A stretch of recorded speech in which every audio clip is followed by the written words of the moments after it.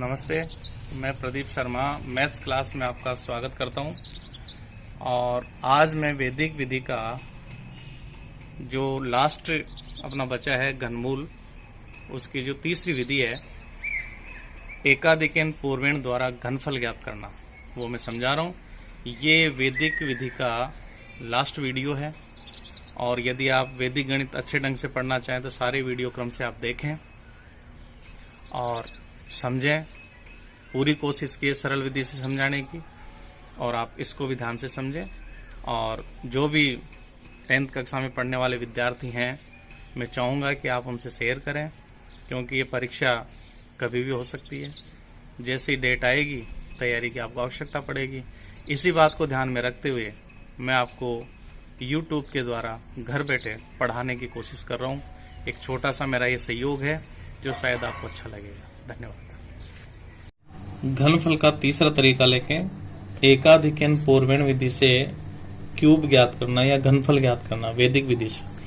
इसमें सबसे पहले हमें ये ध्यान देना है कि ये जो विधि है 2 या 3 अंकों पर आधारित होती है और इसमें इकाई दहाई इन अंकों का हमें पता करना होता है। जैसे मान लो अपन लिखते हैं 23, तो इसमें केवल 2 ही अंक काम करते हैं। इकाई एक अंक यहाँ 3 हो गया, दहाई एक अंक 2 हो गया। ऐसे ही मान लो कोई संख्या 3 अंकों की आ जाती है, जैसे 105 आ गया, तो इसमें इकाई के अंक में केवल एक अंक 5 रहेगा और दहाई के अंक में 10 माना जाएगा।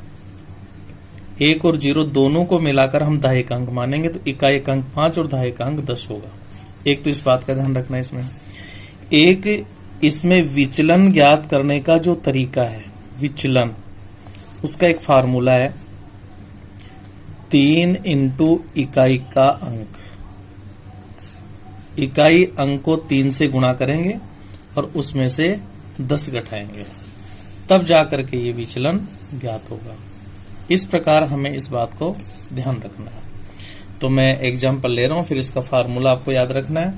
और वैसे मैं इसका फार्मूला बता दूं, एकाधिकेन पूर्वेण विधि से यदि अपन घनफल ज्ञात करते हैं तो घनफल का फार्मूला होगा, जो हमारे पास दहाई अंक है,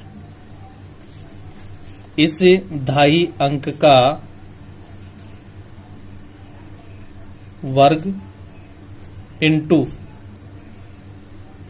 इसका एकाधिकेन। एकाधिकेन जो होगा वो हमें लेना है दहाई अंक का एकाधिकेन। ये पहला खंड होगा।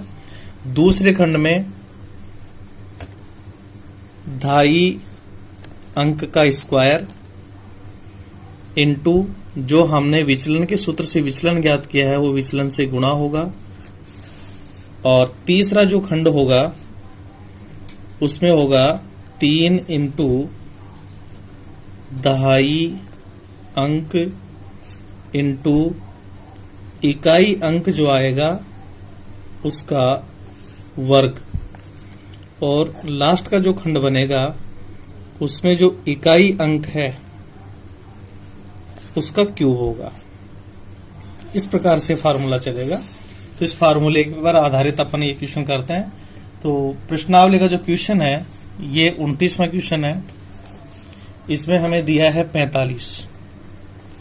अब 45 तो दिया है, उसमें देखो इकाई का जो अंक है वो 5 है और दहाई का जो अंक है वो 4 है। यदि हमें विचलन ज्ञात करना है तो विचलन का फार्मूला था 3 इंटू इकाई माइनस 10। तो ये होगा 3 इंटू इकाई का अंक हो गया 5 माइनस के 10, तो ये हो गया 15 माइनस 10, यानी यहां विचलन आएगा प्लस में 5। ऐसे पहले विचलन की गणना करनी होगी। अब जैसे अपन इसको हल करेंगे तो जैसे 45 का क्यूब करना है एकाधिकेन पूर्वेण के नियम से, तो मैं यहां बोलता जा रहा हूं। एक बार आप सूत्र के माध्यम से चलेंगे, सूत्र भी देखेंगे, अंक भी देखेंगे। इकाई का अंक यहाँ 5 है, दहाई का अंक 4 है। तो देखो पहला फार्मूले में है दहाई अंक का स्क्वायर इंटू एकाधिकेन। तो यहाँ देखिए दहाई अंक 4 है, तो 4 का अपन स्क्वायर करेंगे और 4 का एकाधिकेन होता है 5, इससे गुणा हो जाएगा, पहला खंड पूरा हुआ। दूसरे खंड में देखिए 2.5 अंक का वर्ग इंटू विचलन। तो देखो 2.5 अंक यहां पर है 4, तो 4 का स्क्वायर इंटू विचलन जो हमने अभी निकाला था गणना के द्वारा वो आया 5, तो 5 से गुणा। तीसरे खंड में हमें लिखना है 3 इंटू 2.5 अंक इंटू इकाई अंक का स्क्वायर। तो 3 इंटू 2.5 अंक यहां पर है 4 इंटू इकाई अंक है 5, तो 5 का स्क्वायर हो जाएगा। और ऑब्लिक लास्ट जो खंड है उसमें इकाई अंक का क्यूब होगा। तो इकाई यहां पर 5 है, इसका क्यूब होगा।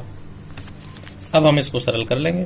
तो 4 चौक 16 इंटू 5 ऑब्लिक 4 चौक 16 इंटू 5 ऑब्लिक 4 × 12 इंटू 5 × 25 ऑब्लिक 5 को 3 बार गुणा करने से आएगा 125।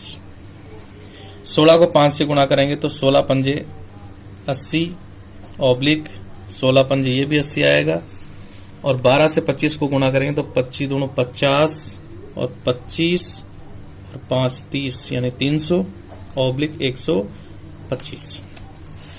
अब इसमें नियम वही चलेगा कि अपन एक अंक रखेंगे, बाकी को जोड़ते चलेंगे।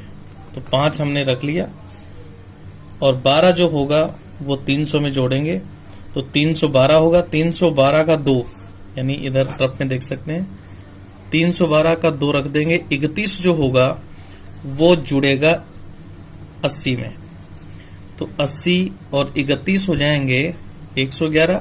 111 का इकाई अंक 1 यहाँ रहेगा और जो 11 बच गया वो इसमें जुड़ेगा।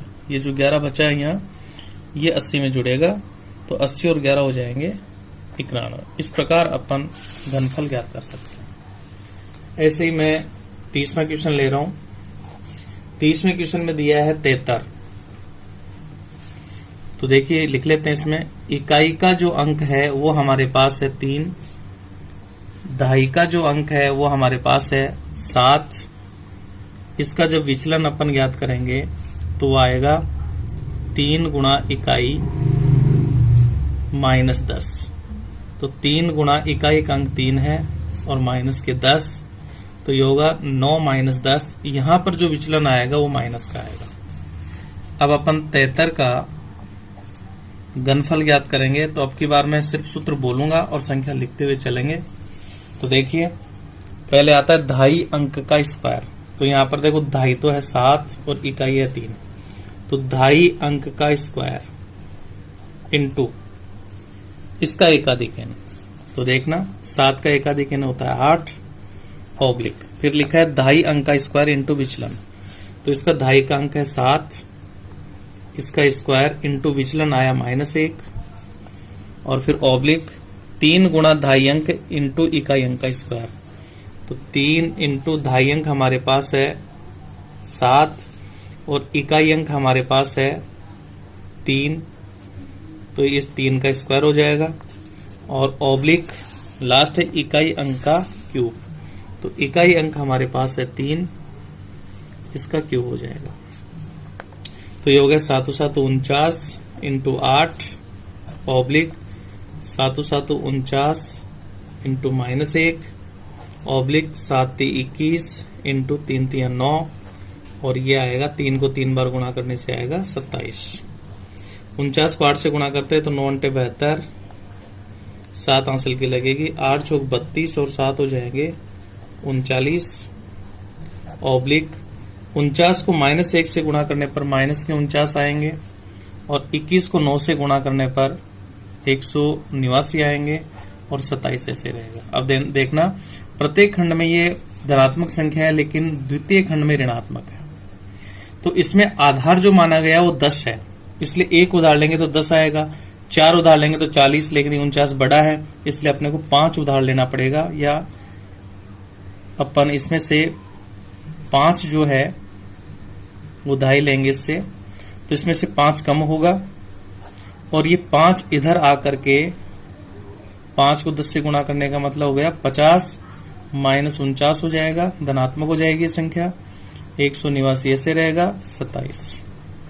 तो देखिए 392 में से 5 घटाएंगे तो 2 घटाएंगे 90, 3 घटाएंगे तो ये हो जाएगा 87। 387 87 ऑब्लिक 50 में से 49 घटाएंगे तो ये आएगा 1 और ये आएगा 189 और ये होगा 27। अब प्रत्येक अंक खंड में से एक अंक रखेंगे तो 7 रहेगा।